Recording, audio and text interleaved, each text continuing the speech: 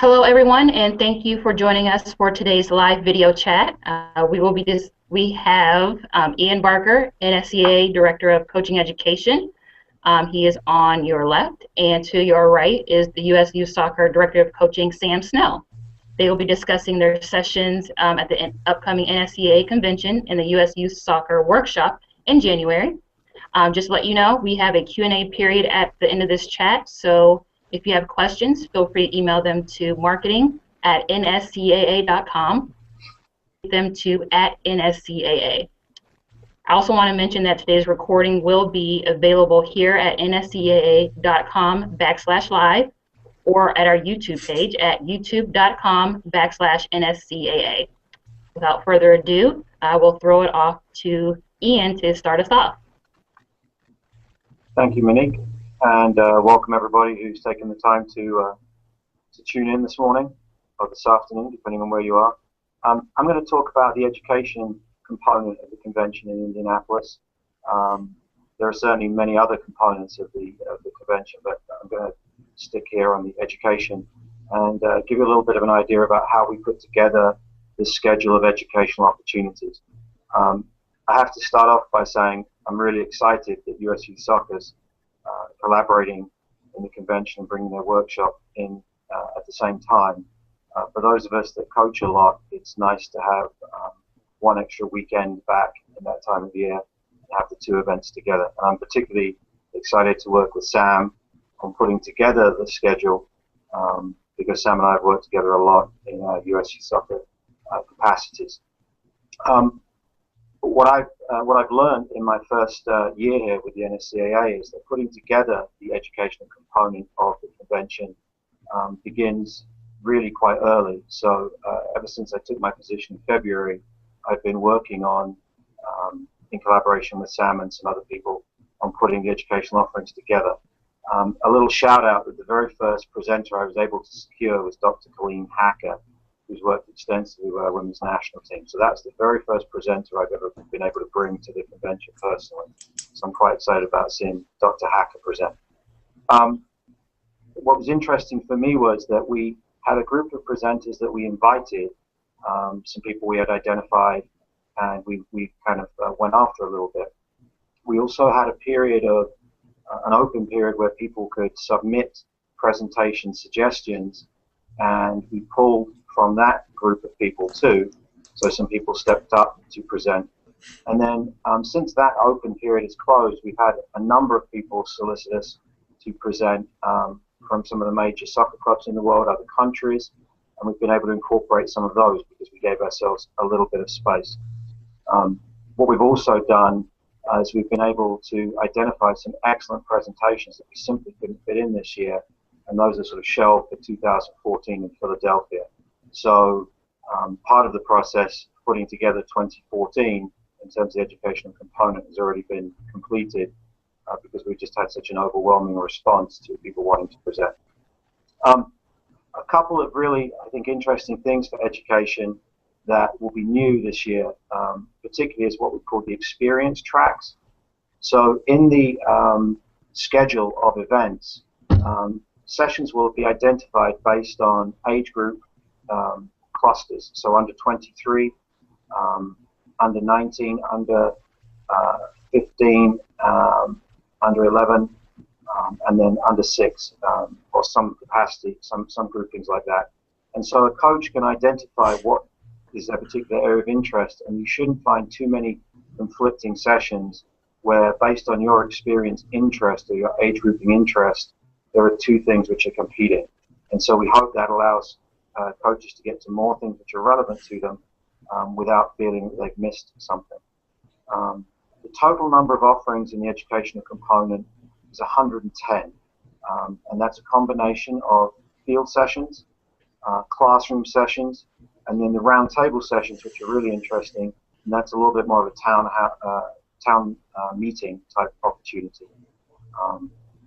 Additionally, and for those of you that have been to the convention and participated in the educational offerings, we'll continue to do a couple of the NSCAA diplomas that will be offered, some professional development certificates, which are really very helpful for particularly high school coaches, and we're certainly hoping to have the opportunity to grant 2 CEUs for USSF A-licensed coaches based on their attendance at a number of the offerings. We have 13 international guests who are doing multiple presentations. So these will be coming over from Europe and from Central America, North and Central America. England, Croatia, Holland, France, Mexico, Canada, and Germany will be represented in some form in the educational presentations. UEFA and CONCACAF, therefore, are well represented. World Cup winners and Olympic winners, primarily from our women's national team program. MLS, women's professional soccer, and of course US college soccer. And then on our side of the equation from the NSCAA, our coaching academy staff will be doing a number of the presentations also. So some of those are the highlights in putting the event together, and some of the very simple demographics that express the diversity of what we're trying to do with our educational offerings.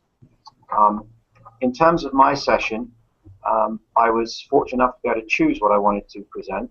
So I chose a topic which we started to put into our national curriculum as a more formal session, and something that I think is quite contemporary. My session on the Wednesday night will be a progressive session, so warm-up, small group activity, expanded activity, and then the final game. And I'm acknowledging that on the Wednesday night we get quite a diverse audience with a diverse experience. And so I'm not going to dwell too much in the warm-up phase or the final game phase, but try to dwell more in the 2 or 3 activities in the center of the training session, as it were, that might be useful to coaches, and then they can go back and employ in their own environments. The lesson plan is a useful thing to have, and we will put a lesson plan out there for the public. But the trick is to see what the players make of the session, and then see if we can identify some coaching points during the session. So hopefully, if I'm on good form, the audience is attentive, and the players give us some good pictures, between the 3 of us, the audience, the instructor, and the players, will be able to find some things which are useful. And then, because coaches are always very happy to get lesson plans, I have taken my proposed convention lesson plan and put it into the NSCAA resource library. I did that this morning. So if you have access to the NSCAA resource library, the most recent posting will be my convention session, and the topic I've chosen to do is transition, because it seems to be a very contemporary topic, very interesting for people right now, and a question that a lot of us as coaches get asked about by candidates in courses. So a very quick thumbnail of some of my opportunity at the convention, and I'd like to pass it over to my colleague Sam, who I believe is in Florida. So over to Sam. Thank you, Ian, and thank you everyone for this opportunity to speak with you. Yes, I am indeed at the Florida Youth Soccer offices right now. I'm in the state teaching a national youth license course, which will conclude this coming weekend. So I'm enjoying myself. This is actually my home state, so I'm getting a chance to visit a little bit as well. We're very much looking forward to having our workshop take place alongside the NSCAA convention. For some folks that have only ever been to one or the other, but not to both, it's going to be a great marriage of major soccer events for a lot of the people involved in soccer and in many different capacities to come in and meet with their colleagues in many different areas of the game from all around the country, and many people from all around the world. This will probably be, I think without any doubt, the biggest soccer convention in the world when we merge the two and have this joint session.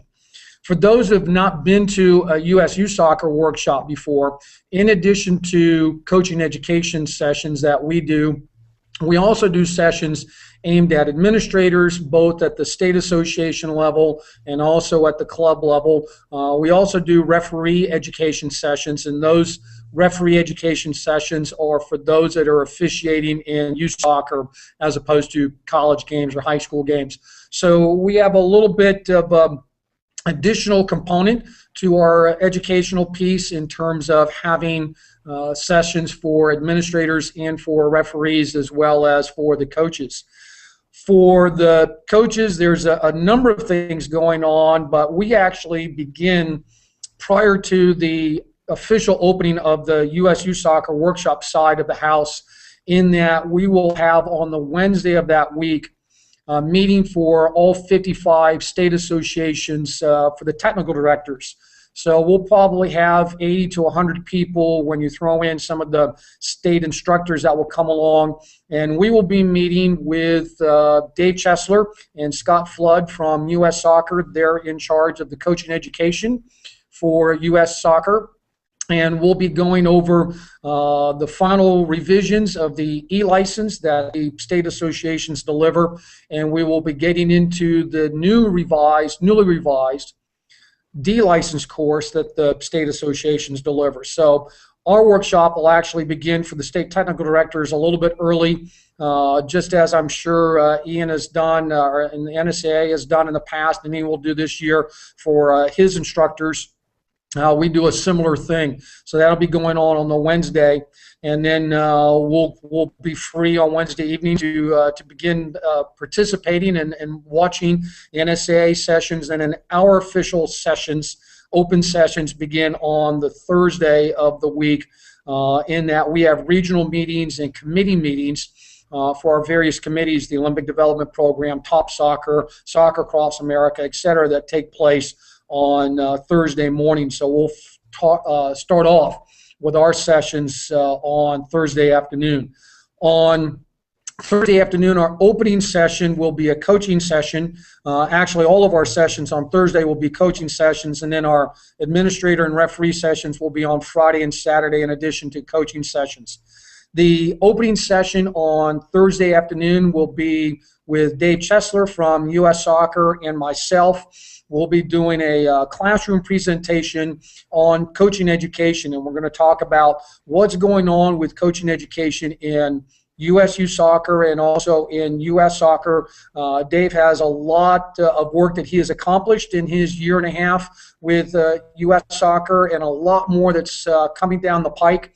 So he'll be talking about not only what has happened in updating a lot of their existing courses, but the development of some new courses that US Soccer will be delivering in the near future. So in an exciting time for us to talk collectively about for the state associations and what US Soccer and USU Soccer do together in regards to coaching education.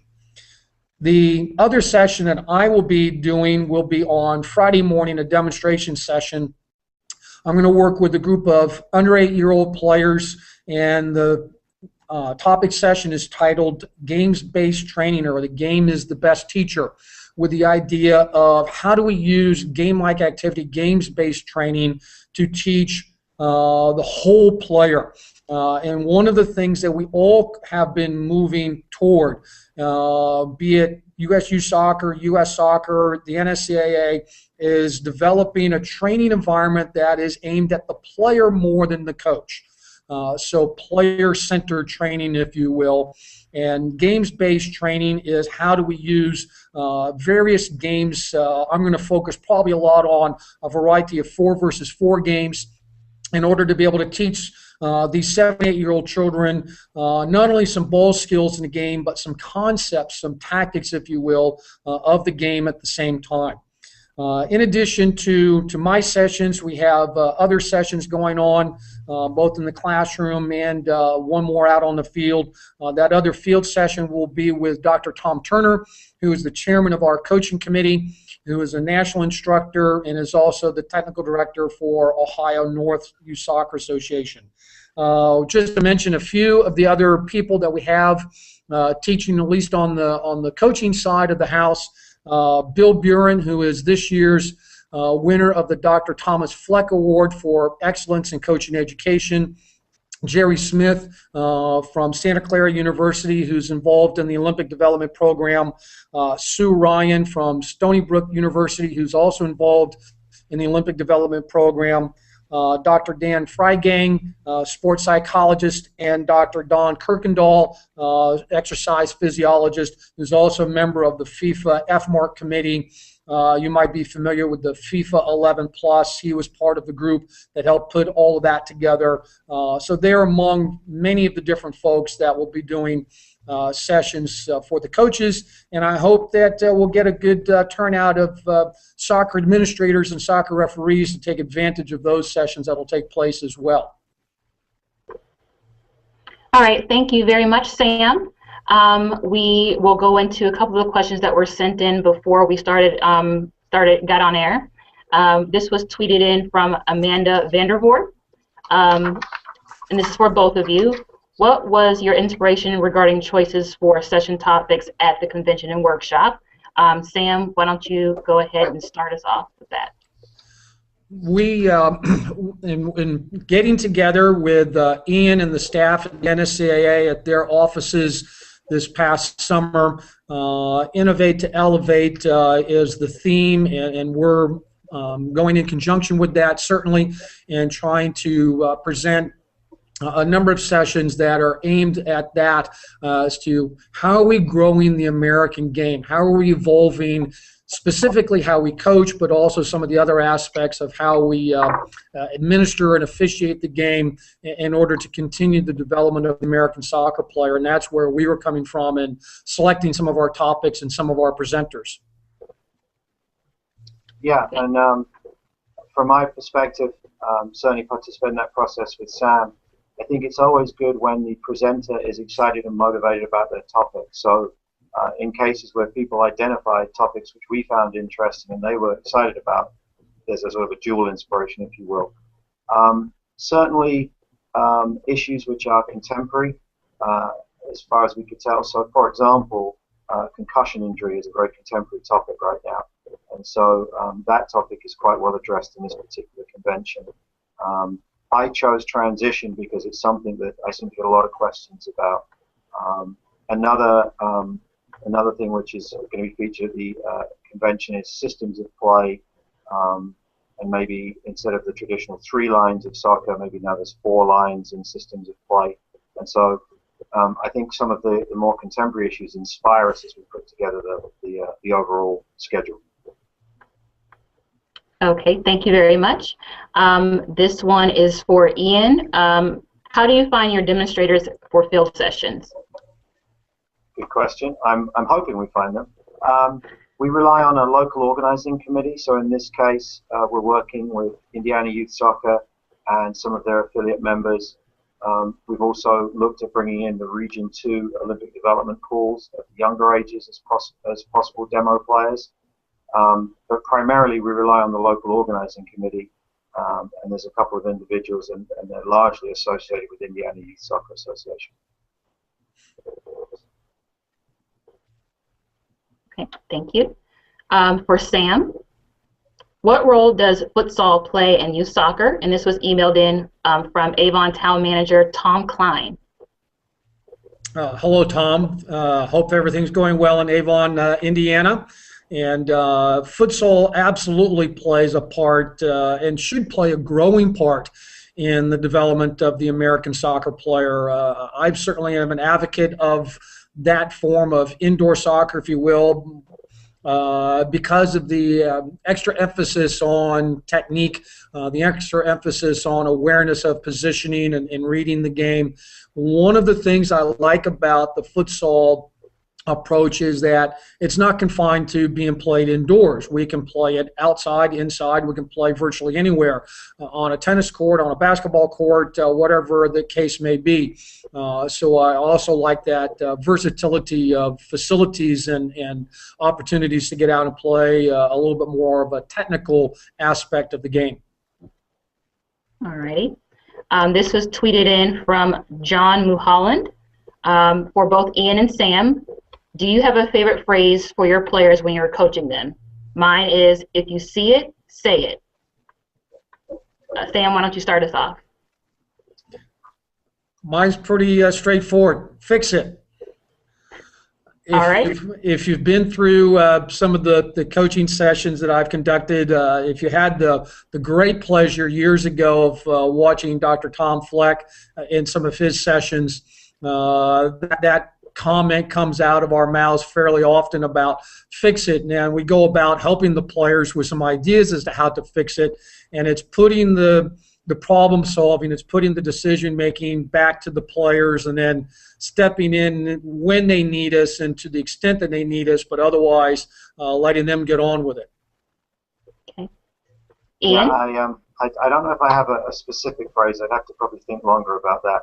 But the majority of the time, if you've got highly motivated, energetic players, it's some expression of relax and try to see the wood for the trees at times. If you're in the situation where some of the players are lackadaisical, it might be the opposite of relaxed. But it's typically in a good session some notion of trying to reflect on the action while you're running around and competing. So some expression of relax. Okay. Again, another question for the both of you. This is tweeted from J. Kevin Denson. What are some of the shortcomings of the U10 game today, and how can coaches help fix it? Ian? Well, it seems, as Sam can attest, we go around the country and we see different formats of U10 soccer, different numbers of players on the field. My personal belief is that anytime we can reduce the numbers on the field in a reasonable way, then we increase the number of opportunities the players have with the soccer ball in competition and the number of decisions that they can make that involve the ball because they're directly involved in the action. I think we also need to be vigilant while we create safe learning environments which are aimed to keep the kids' attention and keep the kids coming back, that we remember that we have to keep the technical part of the training in there. How formal that training is dependent on the kids' attention and the coach. But whilst game-centered training is our priority, the occasional breaking out and formally addressing technique and doing some repetition and practice of technique, I think, is also very important. I certainly would echo all that Ian has said. USU Soccer has advocated small-sided games, certainly for the under-10 age group, for many, many years now. We specifically advocate a six-a-side game, which is a goalkeeper and 5 field players.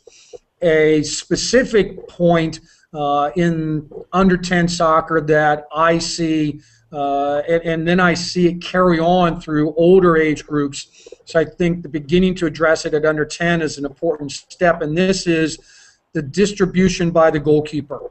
We do far too much mindless punting of the ball downfield by the American goalkeeper, and it begins at under 10 where we introduce that role, the goalkeeper role.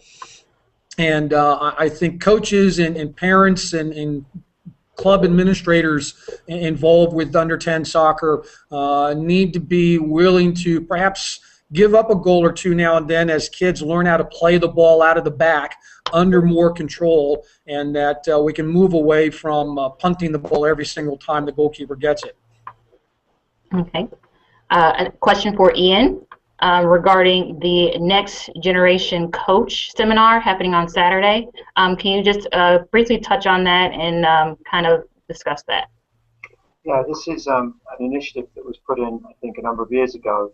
And the idea is to try to capture the enthusiasm of younger coaches, perhaps those still in college or even older current players in the high school environment too. So it's an opportunity to come in and discuss pathways into coaching education programs, discuss ways of maybe identifying programs to get involved with. So it's really to identify young people who are motivated to take their interest in the game, primarily as former players or current players, and parlay that into the development of their coaching abilities too.